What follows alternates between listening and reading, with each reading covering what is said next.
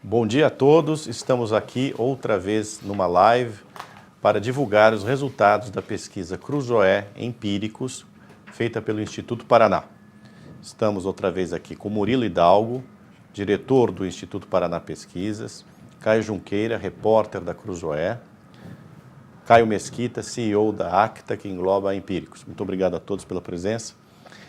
Antes de dar os resultados da nossa pesquisa, eu gostaria de perguntar ao Murilo como é que ele viu os últimos resultados dos outros institutos que deram uma diferença de 14 pontos, né, foi o caso do Ibope, e de 12 pontos no caso do Datafolha.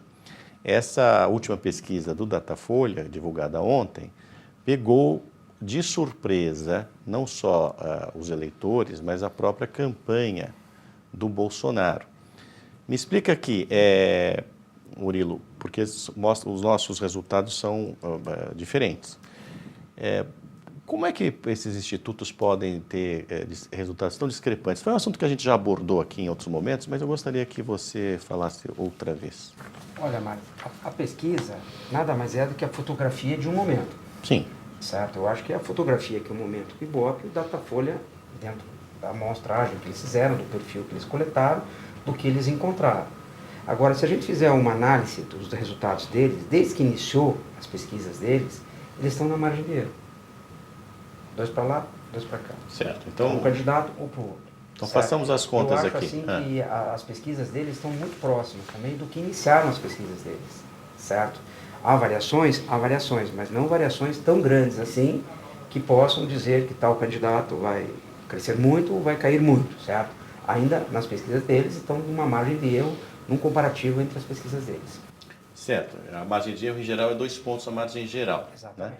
Agora, vamos entrar aqui num outro aspecto, que é o seguinte. Chamou a atenção, no caso do Ibope, que foi muito divulgado, que na cidade de São Paulo, a diferença entre Haddad e Bolsonaro, olha, o Ibope, salvo engano, deu o Haddad 2 pontos na frente. O Datafolha já dá 6 pontos na frente, o Haddad também, não é isso? Não, o Datafolha trouxe ontem 46 a 40, 46 a 40, 40, o Bolsonaro na frente. 46 a 40, exato, não, desculpe, o Bolsonaro na frente, ou seja, o Ibope deu 2 pontos à frente, o Haddad. O Datafolha deu 6 pontos à frente, o Bolsonaro. Estamos falando da cidade de São Paulo. No caso do Instituto Paraná, que não se trata da nossa pesquisa, hein, pessoal? Não é a nossa pesquisa, é uma pesquisa que o Murilo fez especificamente para outro cliente. Deu um resultado, o Bolsonaro, não é isso? À frente, um ponto. Muito bem. Na percepção geral dos paulistanos, dos paulistas, essas pesquisas, inclusive a sua, não retrataria a realidade. Por quê? No primeiro turno, o Bolsonaro teve cerca de 40% dos votos na cidade de São Paulo, o Haddad teve 19%, e se você somar todos os votos do Ciro Gomes na cidade de São Paulo, ou seja, no espectro da esquerda, da Marina, e pegar ali metade dos votos que foram dados ao Geraldo Alckmin, você somar isso aos votos que o Haddad obteve, não chega a esses números que os diversos institutos estão chegando agora nestas pesquisas. Me explica o que está acontecendo na cidade de São Paulo. Olha, Mário, aí é que vem a margem de erro das pesquisas, quando a gente vê os estratos regionais. A Paraná Pesquisas, quando a gente não soltou esse resultado publicamente, por causa da margem de erro. A gente dá em torno de 500 entrevistas na cidade de São Paulo. O Ibope, especificamente, se não estou errado, em torno de 400, 450, não tem, que dá uma margem de 5%, a nossa dá 4%. E o do Datafolha, precisamente, eu não sei. Mas se a gente utilizar dentro da margem de erro, para quem nos está acompanhando, fica muito claro que as pesquisas estão próximas. Se você colocar 4,5%, 4% para mais, para menos, a minha aproxima do Ibope, a minha aproxima do Datafolha. Se você pôr a do Ibope e a do Datafolha, a mesma margem de erro, os resultados se aproximam. É muito difícil as empresas coletarem 400, 500 entrevistas numa cidade do tamanho de São Paulo e o resultado cravar igual. É muito difícil.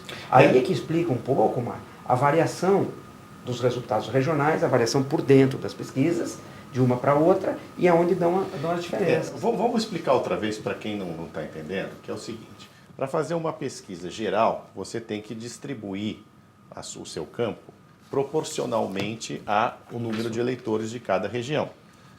Então, por exemplo, São Paulo, a cidade de São Paulo tem um número relativamente pequeno, não é isso, Murilo? Se eu estou errando, você me corrija. Porque, no âmbito geral, ela não pode ter um peso maior do que tem.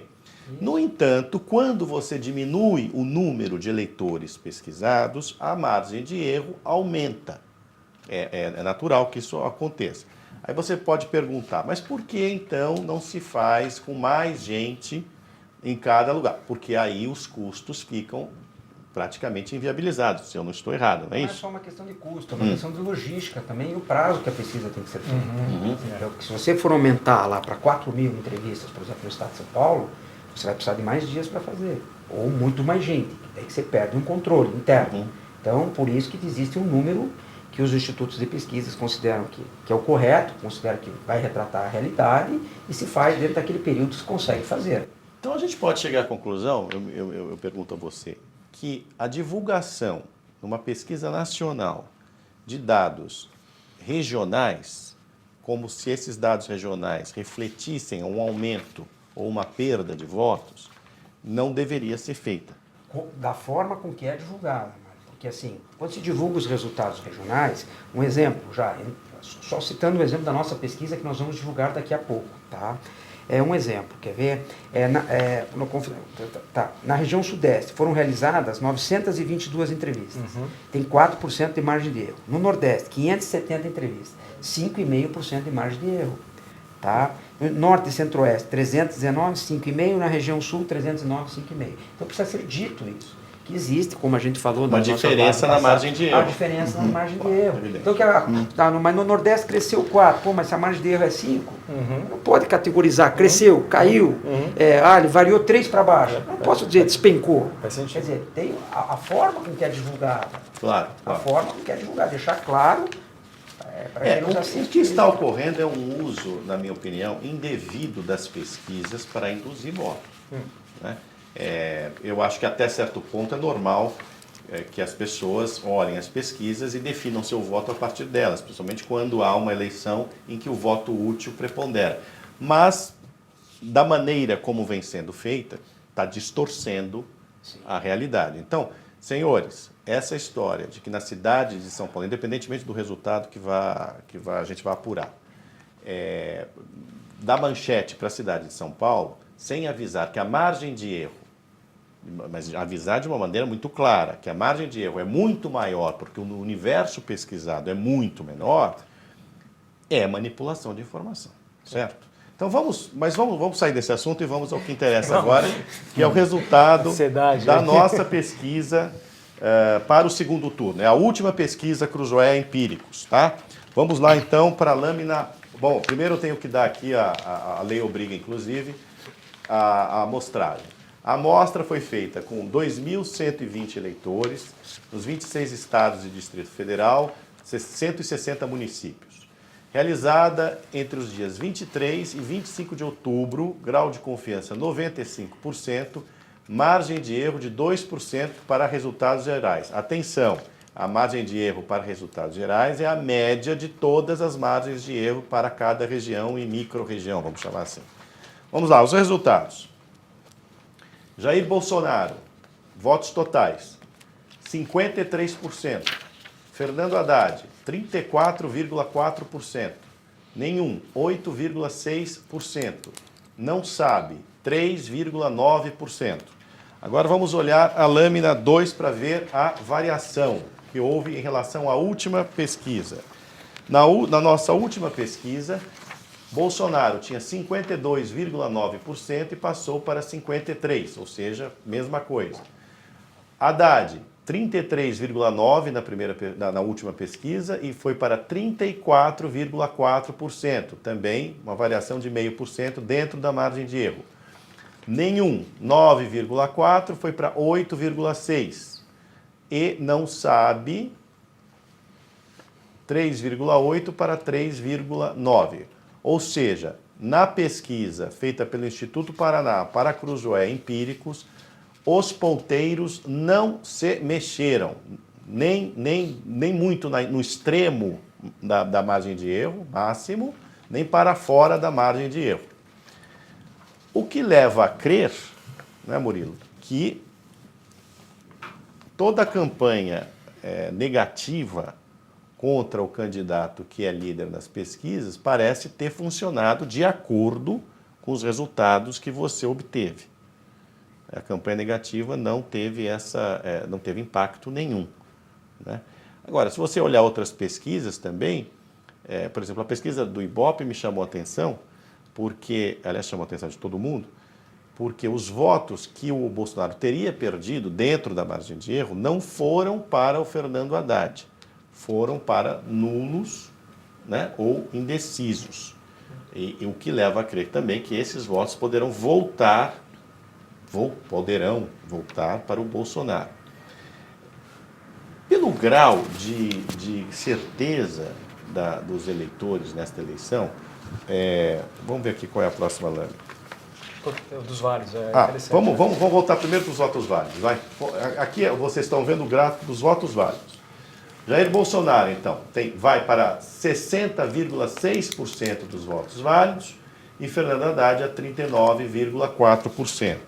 Na comparação, em relação à nossa última pesquisa de votos válidos, o Bolsonaro tinha 60,9%, foi para 60,6%, e o Fernando Haddad de 39,1% para 39,4%. Ou seja, a última pesquisa foi feita, aliás, a penúltima, né?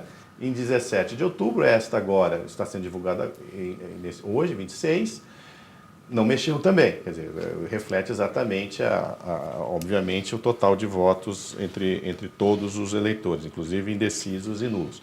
Mas eu queria chamar a atenção, voltando ao assunto, que dado o grau de certeza do eleitorado em relação ao Bolsonaro e ao Haddad, o voto está muito cristalizado, né? Fica difícil você achar que possa haver grandes variações a esta altura do campeonato, não é isso? Também não acredito, Mário. Eu acho que dos eleitores de Jair Bolsonaro, 92% dos eleitores dizem que a decisão de votar nele é definitiva, e do Haddad 88%. Pois não parece ter variação. Caio Junqueira, você estava chamando a atenção aqui na nossa conversa, antes de entrarmos no ar, para as variações relativamente significativas que ocorreram dentro, depois a gente vai ver isso mais claramente, mas eu acho que a gente pode adiantar o assunto. Dentro por exemplo, do grupo por grau de instrução, né? Você podia chamar aqui a atenção para essas coisas, por favor? Em comparação com a primeira pesquisa, né, nossa do segundo turno, quando você olha os recortes por idade ou os recortes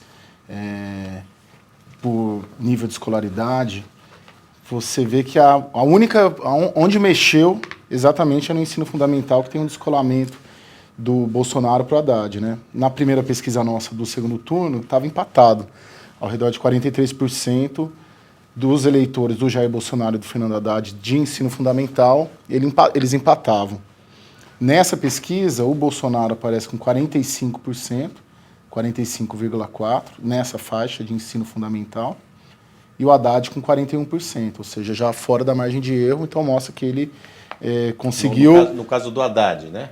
O Haddad com 41% e o Bolsonaro com 45%. 45%. O Bolsonaro variou dentro da margem.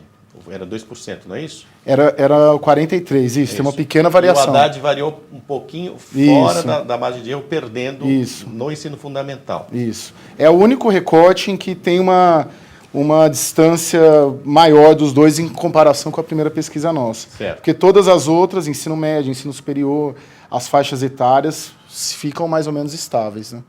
Como é que você analisa isso, Murilo? Olha, como eu te falei, dentro daquela margem de erro maior, certo? Quando a gente analisa os estratos também por escolaridade, por sexo, por faixa etária, ele passou na frente, mas com uma análise mais cuidadosa em cima da margem de erro, em cima desse extrato. Claro. Mas é uma É um dado. É um dado. Interessante porque justamente é o eleitor, não é o eleitor típico do Bolsonaro, que tem maior nível de renda Sim. e mais grau de instrução. Outra né? coisa, Mário, que chama atenção, a gente trouxe um comparativo por região.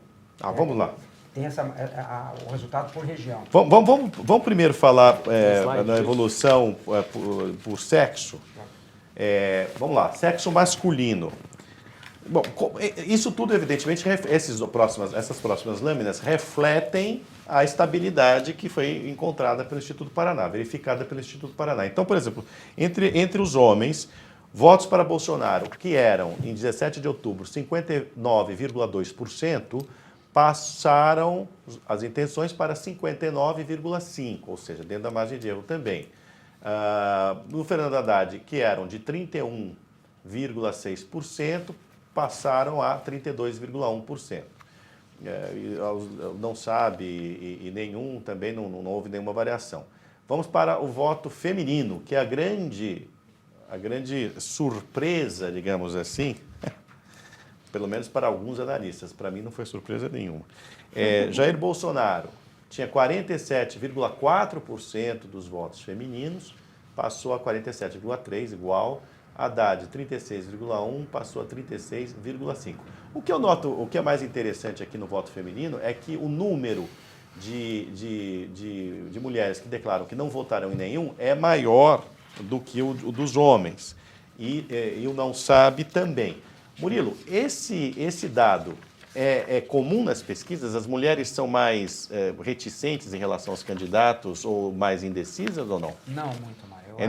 Específico desta eleição? Nessa eleição, pelo próprio desempenho do Jair Bolsonaro.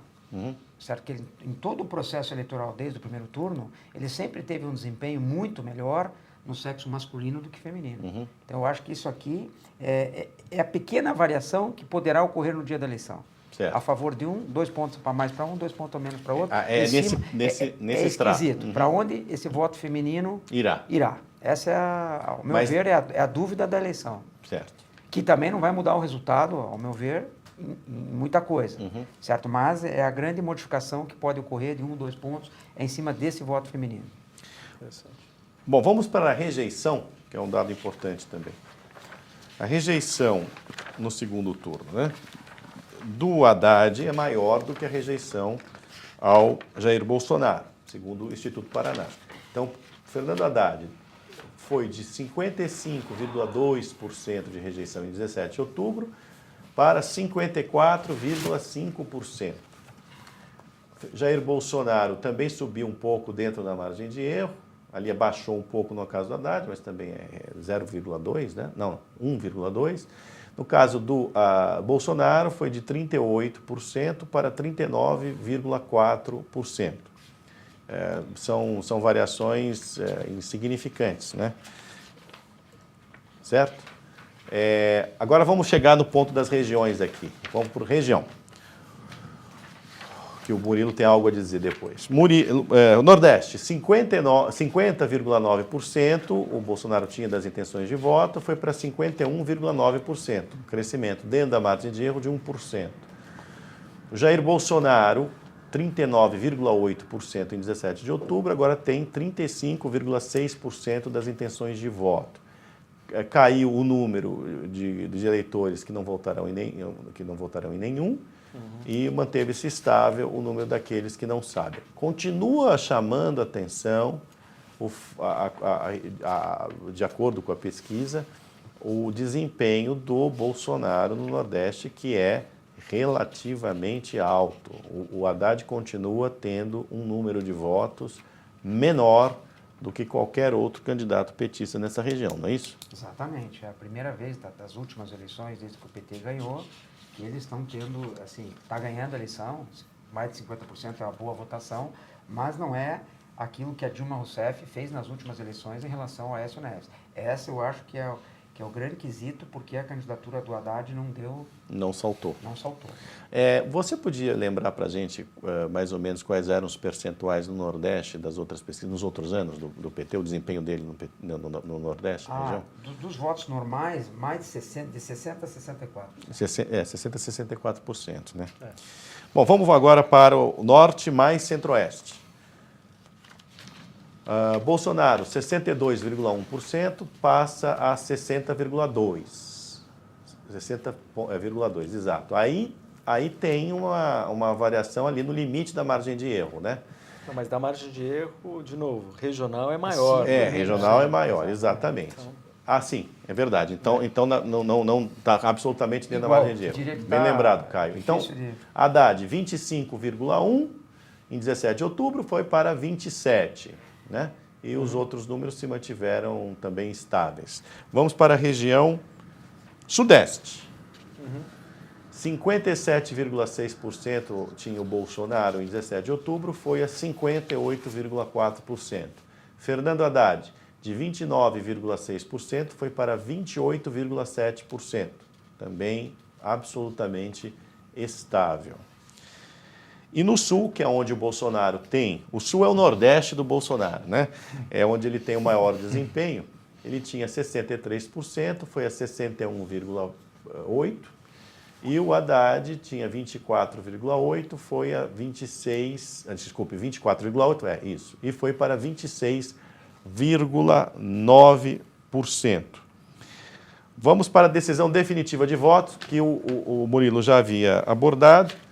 Então, entre os eleitores do Jair Bolsonaro, em 17 de outubro, 90,9% dizia que o voto era definitivo. Esse número foi para 91,7%. E houve uma mudança expressiva no caso do Fernando Haddad, que contava com 85,4% de eleitores firmes e foi a 87,8%, um pouco acima da margem de erro, né? 0,4% acima da margem de erro. Sim. Esses dados aí, Caio Mesquita, essas últimas pesquisas, Ibope, Datafolha, a nossa, vamos lá, como é que o mercado está encarando esse negócio? Hoje a coisa está meio Hoje ruim no mercado acionário, né? Exatamente. Com o Ibope, não mexeu. Datafolha, eu imagino que mexeria alguma coisa na margem, mas deve cair hoje. O futuro está caindo, o dólar está subindo um pouco por causa da turbulência lá fora. Quer dizer, não tem nada a ver com a pesquisa aqui dentro. Não, especificamente não, certo. O meu termômetro pessoal, Felipe Miranda, falei, e aí, Felipe, mudou alguma coisa? Não. Na verdade, a Datafolha, o mercado questiona, eu já falei da última vez, né, questiona um pouco a Datafolha. O mercado também tem os próprios trackings, né, que são muito importantes. Que a gente não pode divulgar, né? Mas eles têm e são medições diárias, então estão acompanhando, então pelo comportamento do mercado recentemente, os trackings do mercado não capturaram essa mudança, esse crescimento da Haddad, então estão em linha com a pesquisa aqui do Paraná. E volta, na verdade, a expectativa grande do mercado é o day after e como é que vão ser os primeiros passos aí do Bolsonaro, a equipe montada. Uma coisa que o mercado está de olho, e até volto para você essa pergunta, é justamente o tamanho da vitória e a força política que o Bolsonaro vai ter dependendo do tamanho da vitória. Acho que isso o mercado também está especulando. O que nós sabemos, né, Caio Junqueira, que o Bolsonaro gostaria muito, quer dizer, o Haddad neste momento, independentemente das pesquisas, o PT, né, quando eu falo Haddad eu falo PT, o que ele quer é perder com a menor diferença possível, né? Tem três variantes aí. O PT, obviamente, quer perder com a menor variação, menor diferença possível, porque na cabeça, né, deles isso tornará o partido menos fraco, enfraquecerá menos o partido. O Bolsonaro quer fazer mais de 60% dos votos, se possível até mais do que o Lula obteve em 2002, né, que foi alguma coisa em torno 61, disso. né? 61. E o centrão, né, Caio? Que quer que o Bolsonaro também ganhe com uma menor quantidade possível de votos, porque acha que assim poderá pressionar mais o futuro presidente da República. Esse jogo existe, é claro, né? Sim, eu em princípio, quando chega a reta final de eleição, tem esse debate, qual vai ser a margem. Eu acho um pouco, não vou dizer uma bobagem, evidentemente, mas assim, ganhou. O sujeito ganhou com 51, ganhou por 10 mil votos numa eleição de 130 milhões de eleitores. Ganhou, tá ganhado. Então não tem... Óbvio que daí tem essas leituras, óbvio que se for 65 a 35 arrasou e tal, é muita diferença, mas assim, ganhou, o sujeito vai ser eleito, vai implementar, ele é o presidente, ele tem a caneta, ele vai fazer o que quiser da vida. O sujeito ganha de 1-0, ganhou de 7-1. Ganha nos pênaltis, ganhou. ganhou. Agora, eu tendo a crer que esse tipo de cálculo, ele ocorre no início de um mandato, né? Bem no início, né? Depois, porque os bichos ficam se estudando, né? As alianças começam a ocorrer, as composições, né? E depois não importa o resultado, né? O caso da Dilma, por exemplo, em 2014, ela já começou fraca, não foi porque ela teve uma pequena diferença em relação ao Aécio Neves. É porque vieram à tona logo as pedaladas. Quer dizer, o país estava caindo, a economia estava em frangalhos, as contas governamentais foram maquiadas, e isso explodiu logo depois da eleição. As pedaladas vieram à tona e aí foi uma crise o tempo inteiro até que ela sofresse o impeachment. Então, não teve assim, não foi porque ela ganhou por pouco. Né? De fato, é um cálculo que não faz muito sentido. Tá. De qualquer maneira, quer dizer, faz sentido talvez o PT querer ganhar por uma pequena diferença, mas uma diferença menor, faz sentido dentro depois dos jogos que ele vai ter eleitoralmente e tudo mais. Mas, do ponto de vista da administração do executivo, de fato, eu concordo com você que isso não faz diferença. Tá. Vamos lá. A gente fez, a pedido da Cruzoé, o Instituto Paraná também elencou os motivos pelos quais as pessoas estão votando em cada candidato. É muito interessante. No caso aqui, como vocês já podem ver, 32,2% dos eleitores do Bolsonaro votam no candidato porque ele representa a mudança. 19% vota por ser contra o Lula e o PT, ou seja, especificamente sobre o antipetismo, por causa do antipetismo.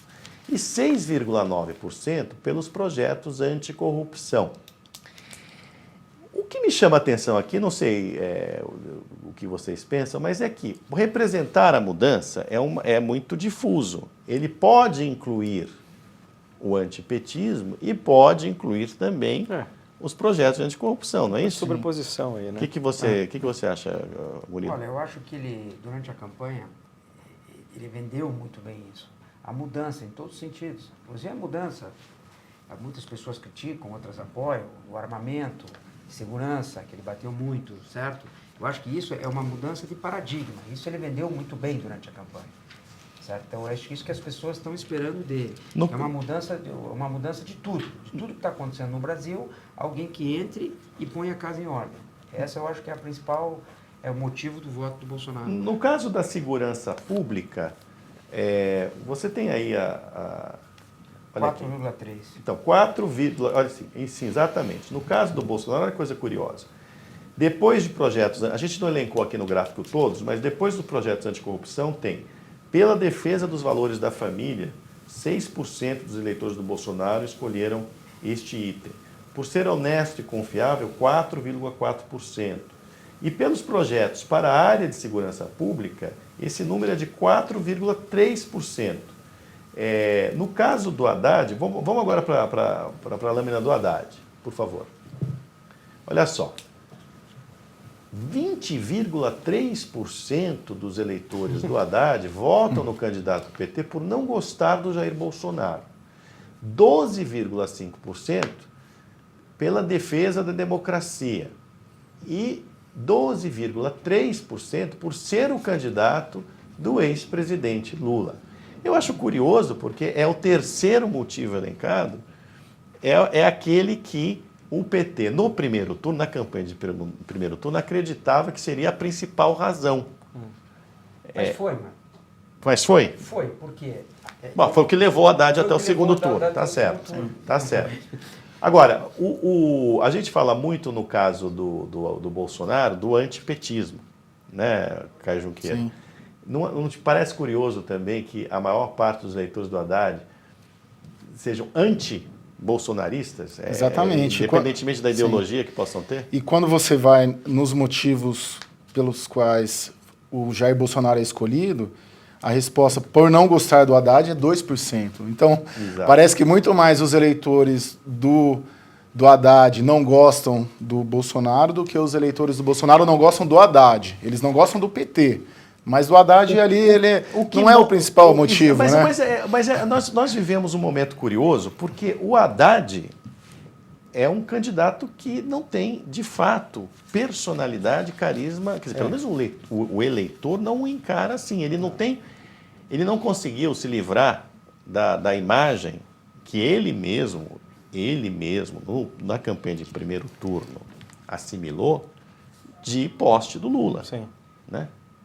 Fale, Murilo. Ó, chama bem a atenção, a gente consegue entender aqui um pouco por que o Lula sumiu da campanha do Haddad no segundo turno. Qual é o segundo motivo dos eleitores por ser contra o Lula e o PT? Aqui o sumiço dele foi para tentar ganhar esse eleitorado. Uhum. Então a gente começa a ver o motivo que o Lula desapareceu da Mas campanha. me parece nítido, o PT é muito pesado para o Haddad. Muito mais pesado que o próprio candidato, que o próprio Haddad. O PT do segundo turno, que tirou o vermelho, toda aquela... Pôs a bolota no lugar da estrela, isso. né? Aqui explica um pouco. Faz sentido. E os eleitores percebem isso, que a campanha do Bolsonaro ela é linear, desde janeiro, vamos dizer assim, desde o ano passado. A campanha do Haddad, ela era uma campanha no primeiro turno e depois, de repente, muda. Muda a cor, muda o programa de governo, muda as declarações, ameniza várias coisas. E eu suspeito, mas isso é feeling, sem qualquer base empírica, que o eleitor percebe, fala, poxa, qual é o Haddad que eu vou votar? É o Haddad do primeiro turno ou é o Haddad do segundo turno? E o outro candidato, o adversário, é linear, fala a mesma coisa desde o começo do ano, não é? Ele só está saindo com uma cicatriz grande na barriga. No caso, olha só, é impressionante, porque entre os eleitores do Haddad, aqueles que votarão por ser do PT, 3,3% só. Né? Olha, o PT também tem mostra uma fraqueza, né, como partido que é... Não estou dizendo que o PT é um partido fraco, fez uma bancada ainda expressiva na Câmara e tudo mais. Mas entre os eleitores, o que parece estar acontecendo é o enfraquecimento da marca PT. Ao mesmo tempo que existe o antipetismo, e eu acho que está muito ligado, justamente, claro, ao antipetismo. Tem uma correlação aí muito, muito clara. No caso, por exemplo, do Haddad, segurança pública, só 1% dos eleitores... Esse problema não existe. Esse problema não existe no Brasil. Mas Mário, É curioso, estamos na Suíça. Eu conversava com o Caio também, vamos deixar uma coisa clara. Essa campanha, nós ouvimos muito poucas propostas na área de saúde. Tá certo. Não tem. Ela foi pautada por outras E pautas. foi afunilando agora, o Haddad, a única tecla que bate é a democracia. E o Bolsonaro ligando com a ditadura. Quando né? você tem razão, porque quando o segundo motivo pelo qual as pessoas estão votando no Haddad é a defesa da democracia, é porque pegou. Né? Esse discurso colou, não só pela campanha negativa que o PT vem fazendo contra o Bolsonaro, mas também pelos desastres que a campanha do Bolsonaro fez nos últimos dias, né? Para não falar, evidentemente, daquelas falas todas que o candidato teve absolutamente refletidas. Aliás, Caio, não sei se você concorda, eu tenho notado que o Jair Bolsonaro, apesar lá daquela história de varrer os bandidos vermelhos, mas aquilo eu encaro como retórica eleitoral dentro, fizeram ali um escarcéu com aquilo, mas para mim está dentro ainda da moldura normal do discurso de campanha. Mas de qualquer forma, por exemplo, ontem estava o Bolsonaro falando em conciliação, né?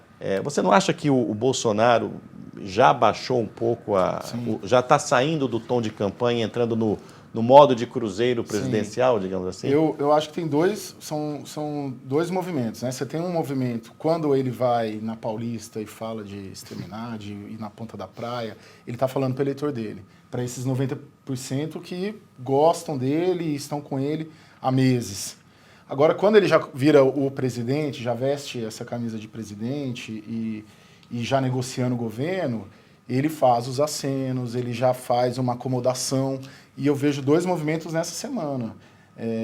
O fato de não querer fundir o Ministério do Meio Ambiente com o Ministério da Agricultura e o fato de o Ministério do Desenvolvimento, que era uma exigência do Paulo Guedes que fosse inserido no Superministério da Economia, ele também já quer tirar para atender os empresários, né? Daí você sabe que é curioso, porque faz o quê? Umas 2 semanas ou 3 semanas, em relação à redução da maioridade penal, que sempre foi uma bandeira dele, os 16 anos, ele já disse, não, a gente vai fazer, pretende fazer de uma maneira gradual. Primeiro, baixar para 17, né, e 16 anos mais para frente. O que mostra o dado curioso é o seguinte: o Bolsonaro chegou até onde chegou com um discurso radical, né, para um lado.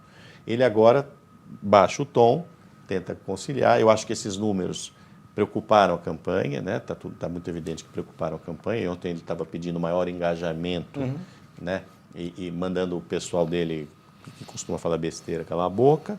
Mas, do outro lado, o discurso se tornou mais radicalizado, né? O Haddad chamando ele de frouxo, chamando ele de anti-ser humano que merece ser varrido da face da terra, né? Houve uma inversão, né, de discursos, porque eles querem que o Bolsonaro... E aí a pesquisa explica, né, que são esses dois primeiros motivos pelos quais as pessoas estão votando Haddad. Eles precisam enfatizar isso, ou seja, um voto anti-bolsonarista, né, e em favor da democracia. Vocês podem ver aí que esse gráfico explica, então, a estratégia, digamos assim, de campanha dos candidatos. Agora, Mário, eu queria fazer uma atualização. Pois não. O pessoal passou para mim aqui. O mercado está reagindo muito bem. O mercado futuro da Bolsa subindo e o dólar caindo, apesar da turbulência lá fora. Apesar da turbulência lá fora. Então, estão ignorando esse... Estão ignorando... Como você tinha chamado a atenção, nas outras vezes, os grandes institutos de pesquisa não estão pautando o mercado. E, mais uma vez, pessoal, principalmente porque essas instituições, bancos e corretoras, contam com os trackings próprios. Há um maior número, né, de institutos fazendo pesquisas para diversos clientes. Né? A nossa pesquisa, eu acho também que está com uma credibilidade bastante alta. É um dado dessa campanha, né, Mário? Que teve quase que uma quebra de monopólio dos institutos, né? Sim. Porque sempre foi Ibope, Datafolha. Ali, eu digo, muitas pessoas fazendo pesquisa, muitas pessoas contratando pesquisas neste ano. Não sei os motivos disso, mas não tem mais um monopólio exclusivo de 2 ou 3 surgiram também outras possibilidades, né, Murilo? Por exemplo, agora a pesquisa por telefone passou a ser permitida. Eu acho que os erros que os institutos de pesquisa cometeram nas últimas eleições, e até agora também no primeiro turno, né, gente? Teve gente dando parte técnico 4 dias antes da vitória do Bolsonaro. É um negócio meio estranho. Eu acho que isso tudo contribui. Agora, voltando ao nosso primeiro ponto, as pesquisas elas têm que ser bem divulgadas, ou seja, bem divulgadas dizendo, por exemplo, que na cidade de São Paulo, obviamente, porque tem um menor número de pesquisados, o campo é menor, aumenta exponencialmente a margem de erro. Né? Então, não é razoável que se divulgue só trechos de pesquisa sem que haja essa ponderação. Eu vou aqui fazer já as perguntas que chegaram por WhatsApp. Pois não, fale. Eu gostaria de uma lâmina muito importante, que é independente que você vai votar, quem você acha que vai ser o próximo presidente do Brasil? Sim. Vamos lá. Isso é boa. Nós não destacamos isso, mas você pode... Jair por favor. Bolsonaro, 74%, Fernando Haddad, 18%. Ou seja, Aqui mostra 74%, a percepção da rua. 74% Mesmo dos eleitores mesmo os eleitores do Fernando Haddad, acham que o Bolsonaro vai ganhar. 45% acham que o Bolsonaro vai ganhar. Então ele sente a percepção da rua. Claro. Quer dizer, se ele tivesse a convicção, se todos os amigos dele fossem Haddad, se ele sentisse isso no entorno dele, ele responderia o contrário. Mesmo o eleitor do Haddad considera que o Bolsonaro, 45%, vai ganhar as eleições. Não, aliás, é uma percepção que é absolutamente condizente com a realidade das pesquisas, a realidade impressionista mesmo que as pessoas possam ter no seu cotidiano. Porque ontem eu chamei a atenção do antagonista, porque os petistas começaram já a comemorar a virada, né? Diante dos resultados do Datafolha. Só que quando você vai para os números absolutos, ou seja, caiu para 12 pontos a diferença, né? Isso pode ser 10, né? Se você levar a margem para baixo, pode ser 14, mas pode ser 10. Se for isso mesmo, 12 pontos, a diferença em votos absolutos é de, grosso modo, 13 milhões de votos. Seria, quer dizer, o Haddad, para ganhar no segundo turno, pelos números do Datafolha, teria que virar 13 milhões de votos até domingo. O que, sinceramente, já está no terreno da improbabilidade mais absoluta. No caso do Instituto Paraná, esse número já chega à diferença, né, próxima, a diferença que ele obteve no primeiro turno, né, 18 milhões de votos. Quer dizer, 18 milhões de votos. Gente, 13 milhões de votos é um Portugal. Né? 18 milhões de votos é um Portugal e quase meio. Né? Isso aqui não estou aqui fazendo wishful thinking ou qualquer coisa. De fato, a realidade é acachapante. Né? Não é isso, Caio? Sim, sim. Tem um dado ligado a isso que você está dizendo. Essa semana eu tive até para a reportagem da Cruzoé que abordar pessoas na rua procurando eleitores. E a proporção que você encontra, ela reflete exatamente a pesquisa. Você encontra 60%, 70% das pessoas que se aborda são eleitores do Bolsonaro. É mais difícil, um pouquinho mais difícil achar eleitores do Haddad. Achar eleitores que votaram na Marina, no Alckmin, é quase impossível, pelo menos em Brasília era. E o modo como esses eleitores, os eleitores do Bolsonaro querendo falar e querendo dizer os motivos do voto, sorridentes e mais leves, e os eleitores do Haddad mais um pouquinho, eu vou dizer, um pouquinho mais envergonhados, uma coisa mudou, um pouco mais inverteu, né? Constrangidos. O voto envergonhado? É o voto envergonhado, que era um voto que estava represado, digamos assim, né? Antes do início da campanha. Saiu do armário. Exato. Agora saíram do armário mesmo. Ninguém mais tem vergonha de dizer que votou no Bolsonaro. Quer dizer, ninguém, não sei, mas a maior parte das pessoas não tem mais vergonha de dizer que votou no Bolsonaro. Caio Mesquita, me conta uma coisa. O Caio Junqueira aqui havia falado que já começa a ver, não é um estranhamento, é normal, né? O Paulo Guedes querendo absorver Ministério do Desenvolvimento, porque acha que isso não tem, tal da política industrial, né? Deve ficar na alçada desse Ministério Econômico.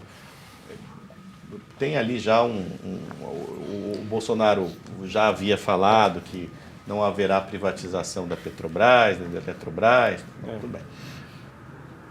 É impressão minha, ou nesse período aí aqui a gente está dado que o Bolsonaro vai ser eleito. Então, a gente está com os 74% ali dos brasileiros que acham que a eleição está definida. Você acha que nas próximas semanas haverá o mercado vai ficar muito suscetível a essas discussões sobre formação de ministério? Vai, muito. Vai ser a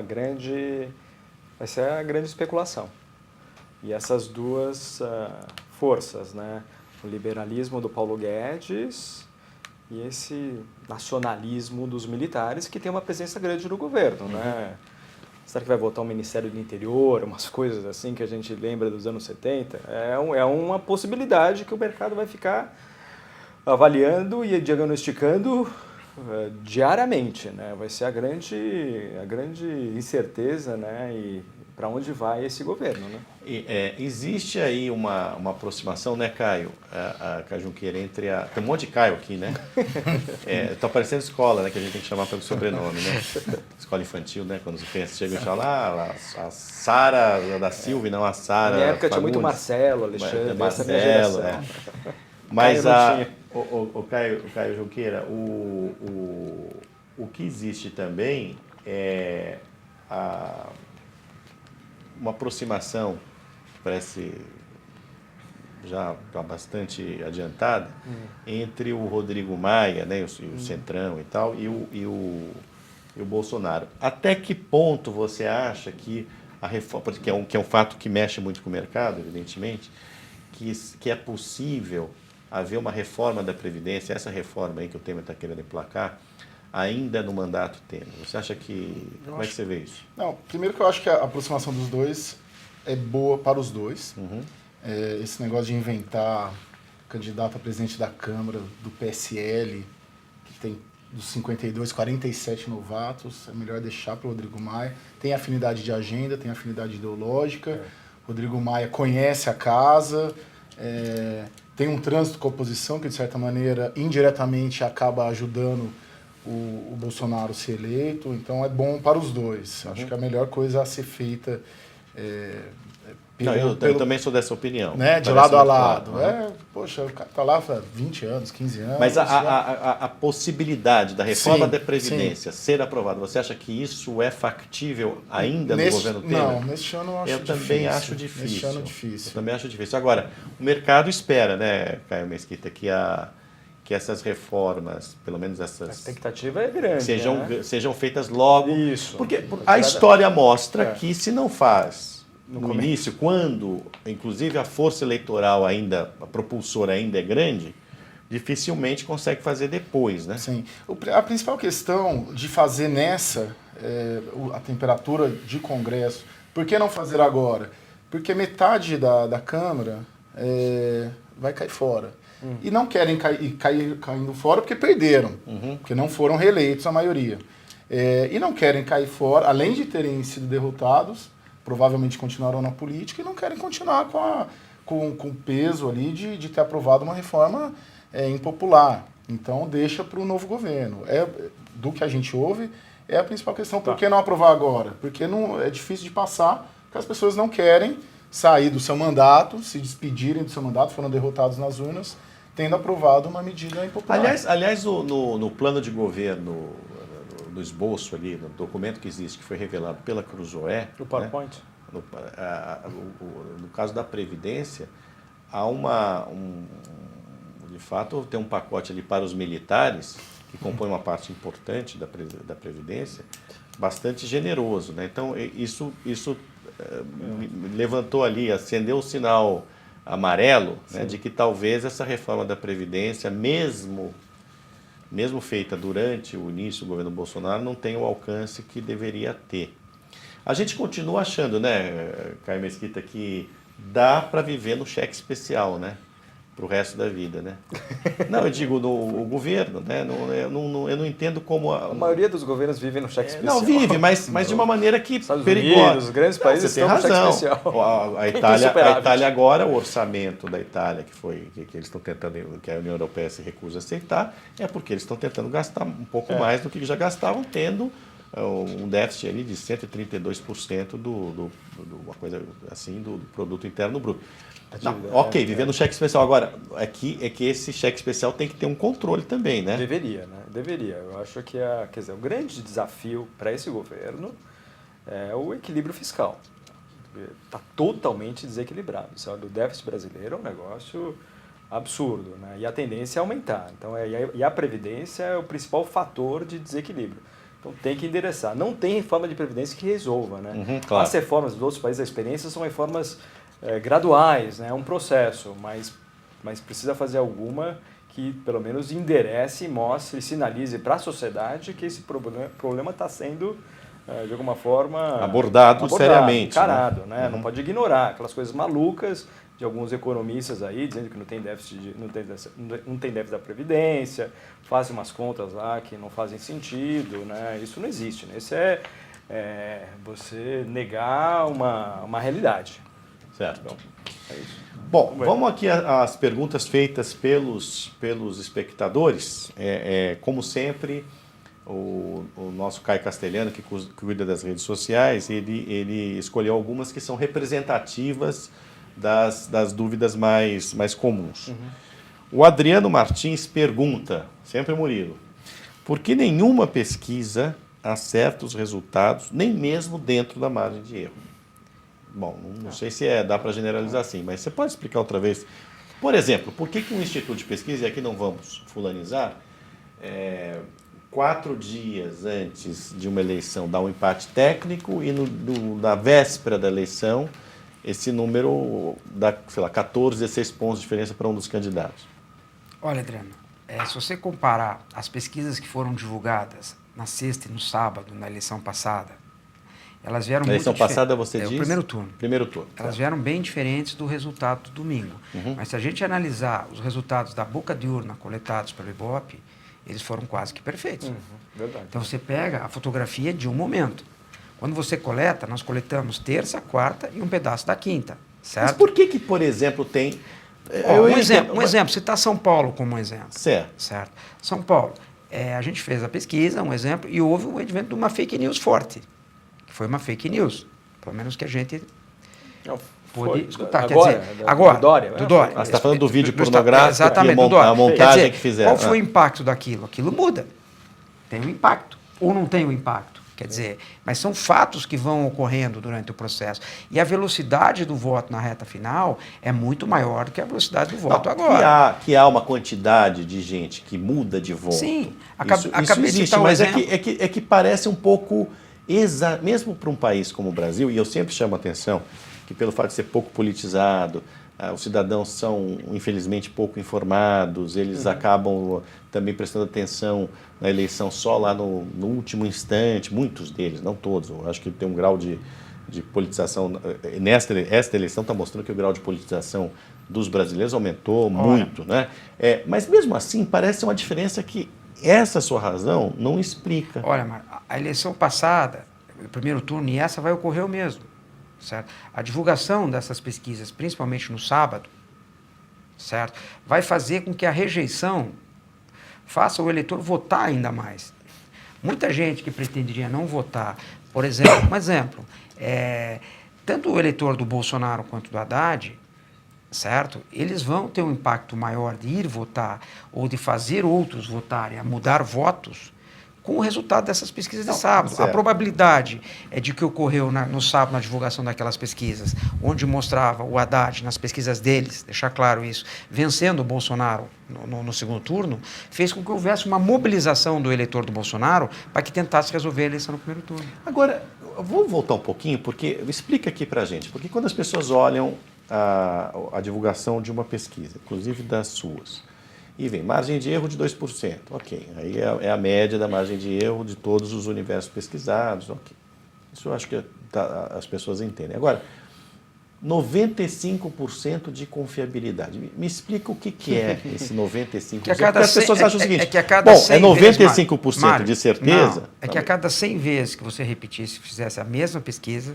Naquele instante, 95 vezes daria o mesmo resultado dentro daquela margem de erro. Tá certo. É isso então. Tá explicado, pessoal. É isso aí que ele está falando. É isso. Se fossem feitas 100 pesquisas, 95 dariam este resultado. Bom, agora, tem 5% de chance de estar fora da margem de erro. E 5% de chance de fora da margem margem de erro. Me chama a atenção muito, sempre, é porque que as pesquisas de boca de urna... me parece que tem um esforço maior de acertar a pesquisa de boca de urna do que de acertar as pesquisas da sexta-feira ou do sábado. Por quê? Porque a boca de urna, dá 2 horas, você já tem o resultado da urna. Então, se der uma distância grande... a defesa aqui as pesquisas. A pesquisa de boca de urna, como que ela é coletada? O cidadão acabou de votar, em seguida ele é pesquisado. E o universo é mais ou menos Não o tem mais mesmo? como mudar o voto. Sim, não, aumenta-se o entendi. número Aumenta de entrevistas. também. O Ibope aumenta-se o número de entrevistas. Ah, ele não acabou é de- antes de votar, tem que ser depois. Sim, Ah, sim, é Quer dizer, na então, boca. É. Sim, sim, sim. Já claro, é claro, diferente. perdão, Então, sim. quer dizer, a confiabilidade é muito maior. Porque naquele caminho da casa, por algum motivo, ele ainda pode mudar o voto. Apesar que só 10%, mas tem 10% que ainda pode mudar o voto no trajeto. Olha, você sabe que é muito curioso, porque na Itália da década de 50, 40, a polarização era entre o Partido Comunista e a democracia cristã. E um dos slogans mais fantásticos eu acho que da história política do Ocidente foi o slogan da democracia cristã, que junto à classe operária, né, pessoas de mais baixa renda, que eram muito patrulhadas, né, muito ali sob o julgo até, né, dos sindicatos comunistas, dos líderes comunistas e tudo mais. Então, o slogan da democracia cristã era: Deus, na cabine de votação, Deus te olha, Stalin não. Né? Ou seja, a democracia cristã levou todas praticamente, né? O Partido Comunista sempre muito forte, mas não conseguiu levar, porque os eleitores, tudo bem, vou votar, sim, voto comunista. Chegava lá, votava na democracia cristã, porque Deus estava olhando, o Stalin não, né? Então eu acho que isso ainda vale, guardadas as devidas diferenças para o caso brasileiro. Vamos a outra pergunta aqui de uma espectadora, a Daniele Souza. É possível perder em 2 dias os pontos necessários para a virada que a campanha de Haddad tanto prega que está acontecendo?